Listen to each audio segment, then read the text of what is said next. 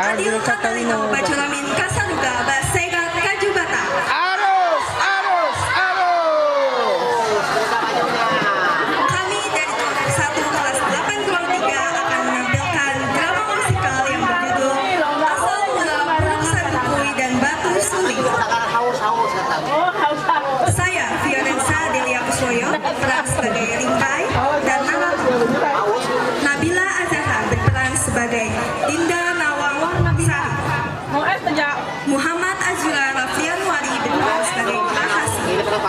Muhammad Ramadan Hasim berperan sebagai Darung Bawan. Nawal Askia berperan sebagai pemudi desa Tumbang Pajangan. Sahira Rana Alilah berperan sebagai Dedes Nawang Hatalam. Salsabila Rania Halim berperan sebagai Dewi Nawang Wulan dan warga desa Tumbang Peran Pajangan. sebagai apa Ipan? Syarifah Lutfiah Hawa Aida Rusli Peran sebagai apa ya? Gerahasa. Kerjanya peran. Selamat menyaksikan. Nggih. Mau aku rin, enak ini. Oh, fungsi Rahman di doyangan.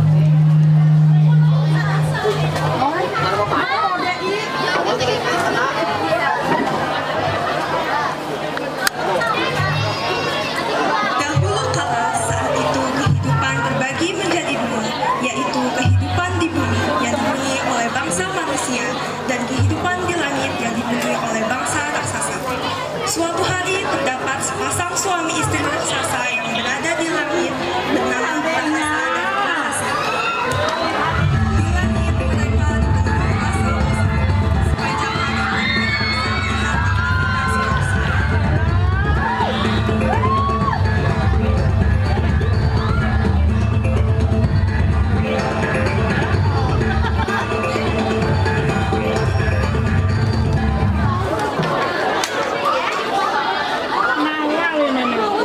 Emang Raja Nari. Pada suatu hari saat Rahasi sedang berjalan-jalan di langit, dia melihat suatu jalan yang kemungkinan besar bisa membantunya untuk turun ke bumi. Setelah melihat jalan itu, Rahasi segera menemui istrinya untuk memberitahu bahwa ia menemukan suatu jalan untuk turun ke bumi. Penemuan jalan oleh Rahasi inilah yang menjadi awal munculnya urusan bukui dan batu suling. Wahai istriku, saat aku berjalan, aku menemukan benda yang bisa membawa kita turun ke bumi. Oh ya, apakah benar jika itu bisa membawa kita ke bumi? Ayolah kita bersiap-siap dan bergegas menuju benda tersebut. Mereka pun bergegas menuju ke tempat benda tersebut berada. Setelah sampai di tempat tersebut, mereka mengamati dengan seksama benda itu. Suamiku, apakah kamu yakin benda tersebut bisa membawa kita untuk turun ke bumi? Tanya Grahasa dengan penasaran. Ya, aku yakin benda itu bisa membantu kita untuk turun ke bumi.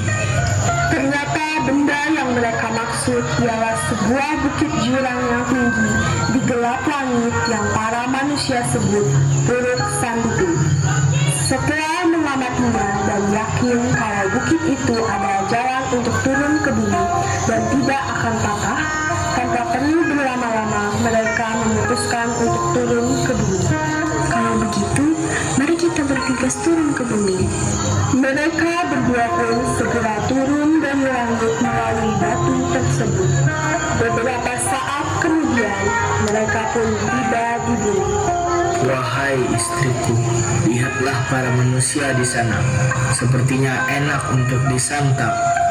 Ya suamiku, mereka terlihat segar dan enak sekali untuk disantap. Ayo, aku sudah tidak sabar menyantap mereka. Lagi pula, ini pertama kalinya untuk kita.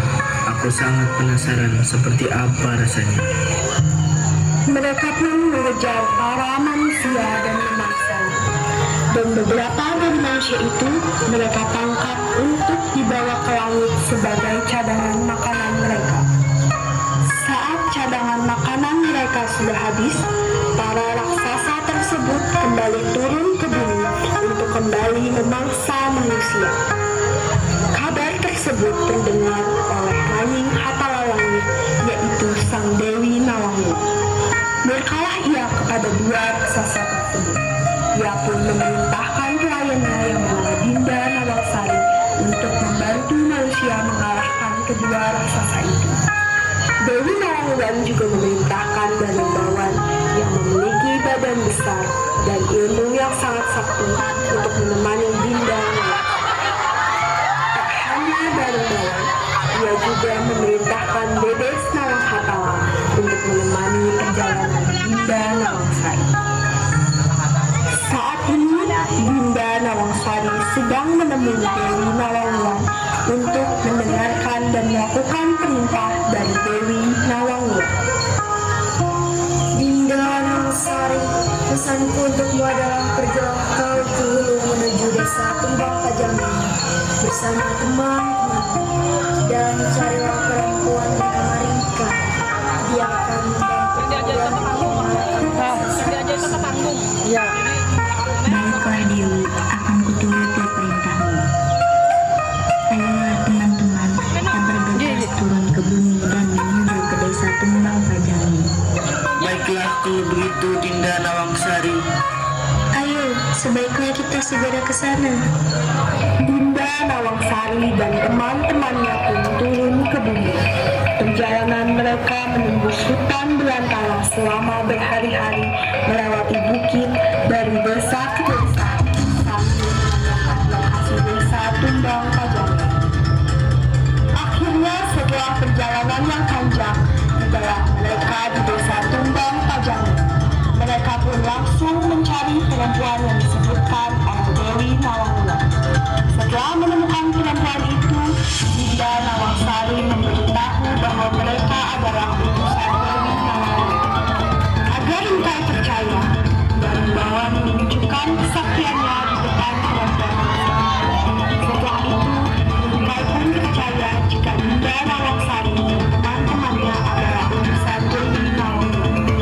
Perempuan itu mempersilahkan Dinda Nawangsari dan teman-temannya masuk. Perempuan itu menjelaskan tentang raksasa tersebut. Setelah mendengar penjelasan dari Ringkai, Dinda Nawanghatala pun menyuruhnya pergi ke Puruk Sanduku untuk mencari informasi lebih lanjut.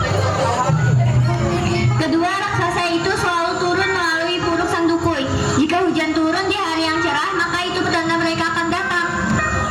Kita harus segera menuju ke Puruk Sandukui. Mereka bergegas pergi menuju Puruk Sanduku. Setibanya di sana, mereka mendapati bukit itu sangat tinggi dan dihuni banyak hewan buas. Tidak mungkin kita mendaki bukit ini. Bukit ini terlalu banyak binatang buas. Mereka pun kembali ke desa Tumbang Pajangi dengan cepat dan mereka tiba saat sore hari. Kedatangannya disambut oleh seluruh warga desa. Kalian sudah kembali. Apa yang kalian temukan di Puruk Sandukui? Malam itu, para tetua di desa Tumbang Pajangi berkumpul untuk menyusun rencana. Kedua raksasa itu sangat kuat, tidak ada seorang pun yang bisa melawan mereka. Apakah ini pertanda kita tidak punya harapan? Haruskah kita menyerah saja? Semua orang terdiam, pasrah. Lalu Dinda Nawangsari berbicara. Kalau tidak bisa dihadapi langsung, kita potong saja jalan turunnya. Warga terkejut dan mulai berpikir, itu tidak mustahil. Kita buat tangga tinggi agar bisa sampai ke atas bukit tanpa mendaki. Lalu bagaimana kita bisa memotong bukit itu? Kita potongnya sedikit demi sedikit, tapi hanya bagian atasnya saja, karena lingkarannya lebih kecil daripada bagian bawah. Warga desa setuju dengan ide tersebut dan mempersiapkan semuanya pada malam itu juga. Warga bersama pemuda gagah berani itu berangkat ke Puruk Sandukui. Mereka menebang pohon untuk membuat tangga dan bekerja siang malam tanpa lelah. Setelah beberapa hari, tangga pun selesai dan mereka mulai memotongnya. Bagian tengah bukit tinggal sedikit lagi. Tapi kenapa bukit ini tidak juga tumbang? Kemudian, Dinda Nawangsari melihat ke atas langit dan menyadari sesuatu. Ternyata kedua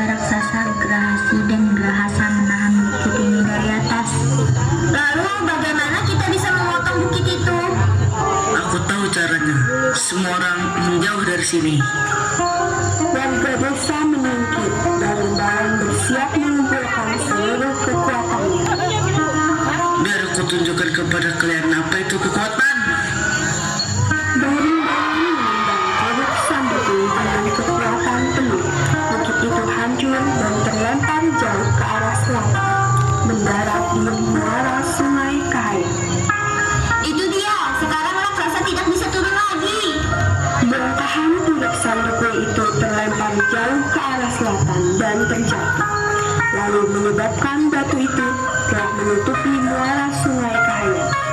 Batu yang berada di muara Sungai Kahayan ini sekarang dikenal dengan nama Batu Mandi.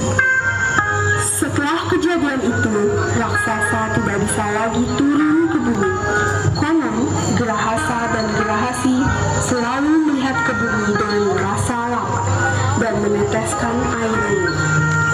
Konon katanya, air liur Gerahasi dan Gerahasa yang jatuh ke bumi berubah menjadi lintah yang menghisap darah manusia. Kedamaian pun kembali, raja terlihat sangat senang.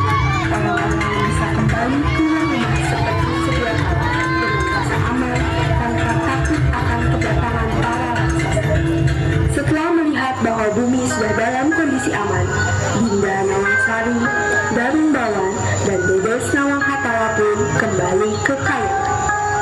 Namun mereka tidak menyadari para bangsa ikan tidak bisa melewati aliran sungai itu. Kemudian para bangsa ikan mendorong batu itu bersama-sama. Tapi ternyata usaha mereka tidak berhasil.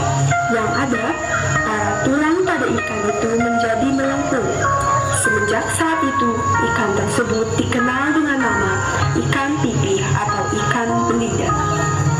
Dinda Nawangsari, Dedes Nawang Hatala, dan Darung Bawan sedang berjalan-jalan. Tetapi Dinda Nawangsari merasa ada sesuatu yang mengganjal.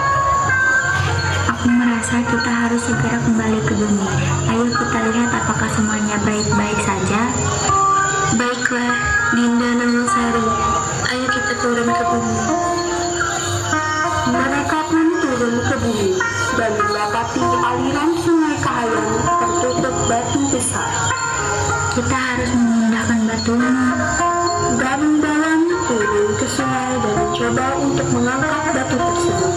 Dinda Nawangsari dan Dedes Nawang Hatala membantu dengan mengganjal batu menggunakan batang tebu, tetapi tidak cukup. Aku akan menambahkan batang dari biasanya. Dengan usaha keras, mereka berhasil memindahkan batu tersebut ke tepi sungai. Lalu Sungai Kahayan pun kembali normal. Namun ada sesuatu yang aneh terjadi.